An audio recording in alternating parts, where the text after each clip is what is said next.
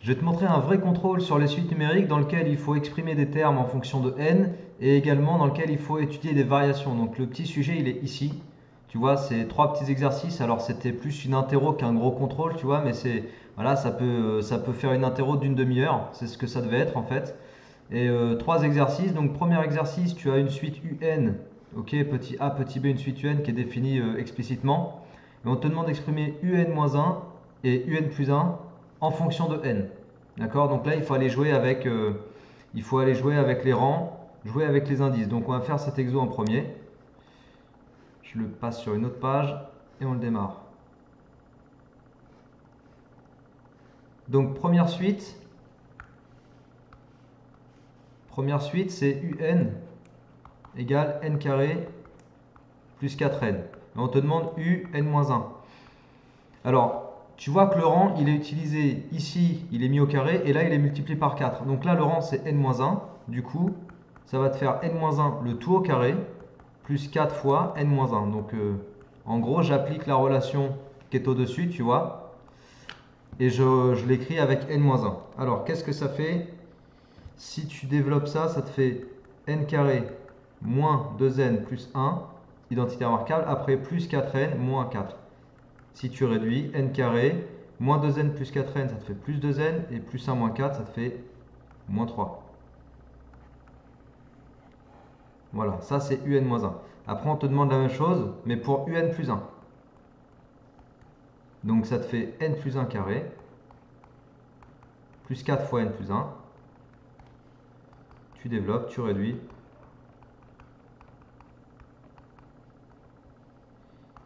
N carré plus 6n plus 5. Et ça, c'est un plus 1. Ok? Et c'est fait. On a exprimé un-1 et un plus 1 en fonction de n. Après, on va faire la même chose, mais avec la suite 2 puissance n-1. Alors, un égale 2 puissance n-1. Pour commencer, on veut un-1, donc ça te fait 2 puissance. Alors, tu vois, ici j'ai n, et là dans la formule j'ai n. Donc, si j'ai n-1, dans la formule, je vais avoir n-1, et puis le moins 1 qui va derrière. Donc, tu fais l'analogie, hein. Tu vois, n-1 parce que n-1. Après, tu as juste à calculer n-1-1, ça te fait n-2. Donc 2 puissance n-2. Et on s'arrête là. Ça me fait la forme explicite de un-1, donc en fonction de n. Après, un plus 1, même chose. 2 puissance n plus 1 moins 1. Tu simplifies ici, il te reste 2 puissance n. Donc ça, c'est un plus 1. Ok? Voilà, donc là, c'était juste ça qu'on te demandait dans l'exercice 1. Exercice 2. Dans chaque cas, exprimer un en fonction de un-1. Donc tu vois là, cette fois-ci, on travaille avec des suites définies par une relation de récurrence. Il faut exprimer un en fonction de un-1. Alors première suite, un plus 1 égale moins 3 un plus n plus 1.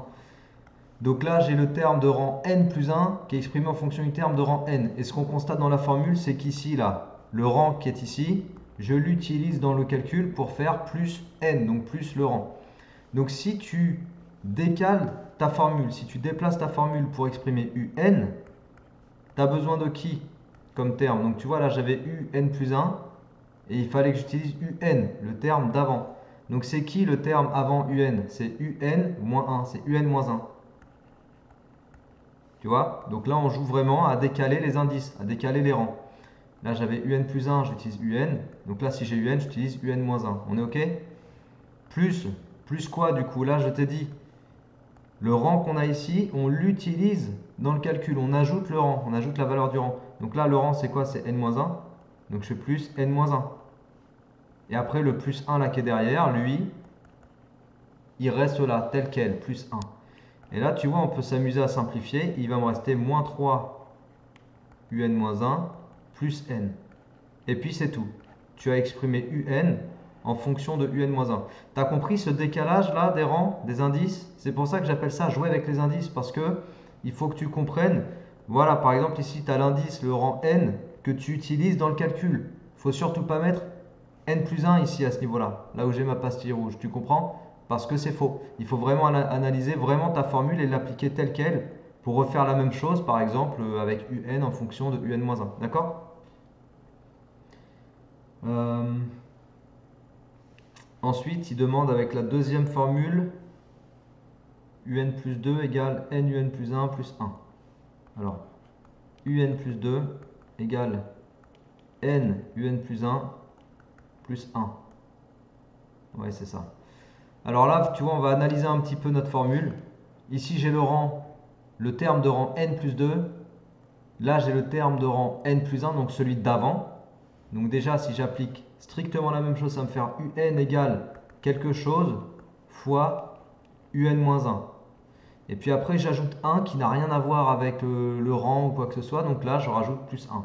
Tu vois, ça sera inchangé. Maintenant, la question, c'est de savoir qu'est-ce que je mets ici. Quel truc, quel terme, quel rang, quel nombre je vais mettre sur les pointillés. Analyse la formule de l'énoncé. J'utilise n. N, ça représente quoi par rapport à n plus 1 ici? Ça représente le rang d'avant, l'indice d'avant, le nombre, l'entier d'avant. Donc l'entier avant n plus 1, c'est n. L'entier avant n moins 1, c'est quoi? C'est n moins 2. Tu vois, tu te situes moins 1 avant. Donc tu as n moins 2 fois un moins 1 plus 1. Et tu as ta formule un en fonction de un moins 1. Donc là, en fait, on est dans un exercice où on joue avec les indices. C'est comme ça que j'appelle ça.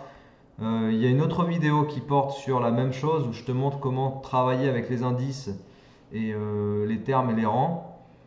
C'est pas sur un exo de contrôle comme c'est le cas ici. Là, tu vois, c'est de difficulté un tout petit peu plus élevée parce que voilà, il y avait deux petites subtilités. Mais sinon, ça t'explique aussi la façon de faire. Ok? Allez, dernier exo.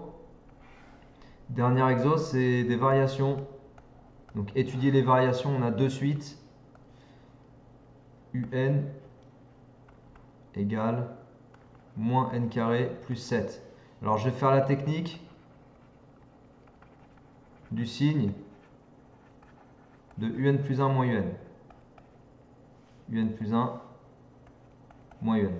Donc un plus 1, ça fait quoi un plus 1? Ça fait moins parenthèse n plus 1 carré plus 7. C'est-à-dire moins n carré plus 2n plus 1 plus 7. C'est-à-dire moins n carré moins 2n moins 1 plus 7. Donc moins n carré moins 2n et moins 1 plus 7, ça fait plus 6. Ok? Ça, c'est un plus 1. Donc on va aller regarder un plus 1 moins un. Donc un plus 1 moins un, je recopie un plus 1, moins n carré moins 2n plus 6, moins parenthèse, et là je mets un. Tu vois, dans la parenthèse, là il faut bien faire gaffe de mettre une parenthèse, parce que tu soustrais une somme de termes. Un, c'est une somme de termes. Ça veut dire que du coup, avec le moins que devant, tu vas changer les signes. Donc fais gaffe aux parenthèses, c'est le truc qui plante le plus généralement des signes dans des expressions, l'oubli des parenthèses. Donc moins par moins n carré, ça te fait plus n carré, et moins plus 7, ça te fait moins 7. Donc là, les n carrés, ils s'en vont. Il va te rester quoi? Il va te rester moins 2n, et plus 6 moins 7, ça fait moins 1. Voilà, ça c'est un plus 1 moins un. Qu'est-ce qu'on peut dire de ça? Moins 2n moins 1. Ben, on sait que n est un entier naturel, donc il est supérieur ou égal à 0. Tu es d'accord? Donc moins 2n est inférieur ou égal à 0. Et du coup, moins 2n moins 1 est strictement négatif. Tu vois? Donc un plus 1 moins un est strictement négatif. Ok, donc là en fait, c'est vraiment l'étude du signe que je fais étape par étape, quoi, en partant de ce que je sais. Et ce que je sais en général sur les sites numériques, c'est que n est un entier naturel, donc il est supérieur ou égal à 0. À partir de là, si j'ai une expression simple comme c'est le cas ici, tu vois, avec que de la fonction affine, entre guillemets, bah, je reconstruis par étapes successives, je reconstruis le signe de mon expression. Voilà, donc comme c'est négatif, je peux conclure que la suite un est décroissante. Ok? Deuxième exemple, c'était quoi deuxième exemple? C'était un égale 3 puissance n sur 5 puissance n plus 2. 3 puissance n sur 5 puissance n plus 2. Alors ici, j'ai le choix, je peux faire un plus 1 moins un, ou je peux faire aussi la technique de comparer un plus 1 sur un Ok, technique UN plus 1 sur UN comparé à 1. Donc c'est une technique qu'on utilise un peu moins souvent. Mais ici, elle va pouvoir fonctionner parce que j'ai que des puissances en fait. Donc ça, c'est pratique. J'ai que des puissances. Alors, on va exprimer, d'abord, avant toute chose, on va regarder que UN soit bien toujours positif parce qu'on a besoin de ça dans la technique. Il faut soit que ce soit positif, soit que ce soit toujours négatif. Donc tu vois, 3 puissance n, c'est quelque chose de positif. 5 puissance n plus 2, c'est quelque chose de positif. Du coup, si tu regardes 3 puissance n sur 5 puissance n plus 2, ça fait strictement positif. Donc UN est toujours strictement positif. Ok? Ça, c'est la première chose. Après, on va regarder UN plus 1. Donc UN plus 1, ça te fait 3 puissance n plus 1 sur 5 puissance n plus 1 plus 2. Donc là, j'ai fait quoi? J'ai joué avec les indices, encore une fois. J'ai exprimé UN plus 1 en fonction de n. Donc là, comme j'avais UN égale 3 puissance n sur 5 puissance n plus 2, tu vois, UN plus 1, bah, ça va me faire 3 puissance n plus 1 du coup. Et puis là, tu auras 5 puissance n plus 1 plus 2 parce que tu remplaces le n par n plus 1. Ok? Tu vois, je te donne vraiment tous les détails pour que tu vois exactement d'où sort chaque chose et que tu comprennes qu'il n'y a rien de sorcier dans toutes ces choses-là. Donc peut-être qu'il y a trop de détails pour toi, peut-être qu'il y en a juste ce qu'il faut, mais pour moi l'idée c'est que chacun puisse comprendre exactement tout ce que je fais sur chacune des étapes. Alors maintenant je vais regarder UN plus 1 sur UN. Donc UN plus 1 je le remplace, ça me fait 3 puissance n plus 1 sur 5 puissance n plus 3 du coup. Et puis UN ça te fait 3 puissance n sur 5 puissance n plus 2. D'accord? Donc là, tu divises par une fraction, ça veut dire que tu peux multiplier par son inverse.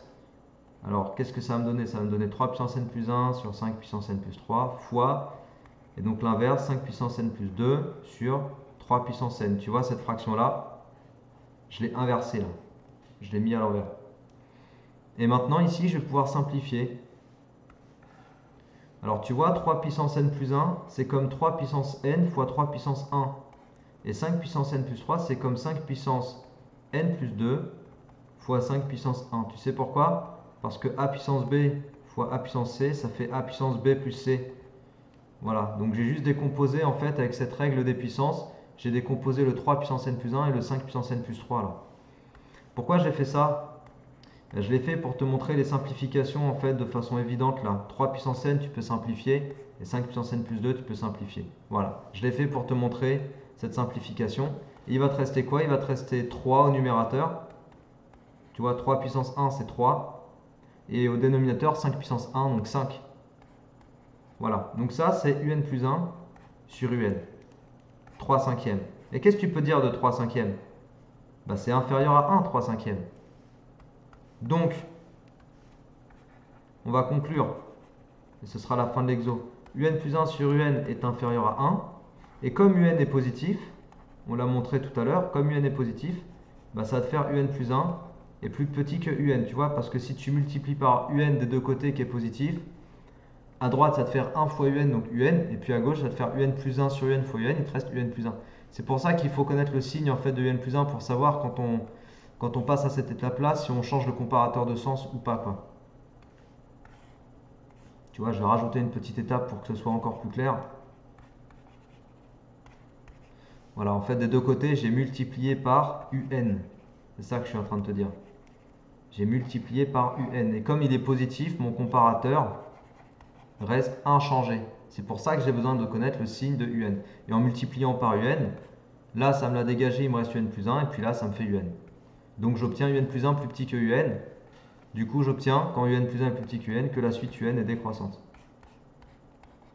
Voilà. Et c'est fini. Ok?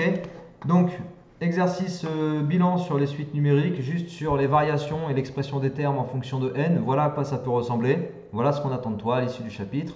En tout cas, à l'issue de cette partie du cours sur les termes, les indices, les rangs, les formulations explicites, les expressions par récurrence et les études de variation. On peut te demander un petit contrôle qui ressemblerait à ça. Et ça, c'est vraiment un vrai sujet de contrôle, comme je te l'ai indiqué en préambule. Ok? Voilà, donc j'espère que tu as appris des trucs. Entraîne-toi bien sur ce sujet si t'a plu. N'hésite pas à t'abonner à ma chaîne si mes vidéos te plaisent. Et puis n'oublie pas aussi de toujours t'entraîner en maths parce que c'est comme ça qu'on devient performant. Allez, travaille bien et à la prochaine. Ciao!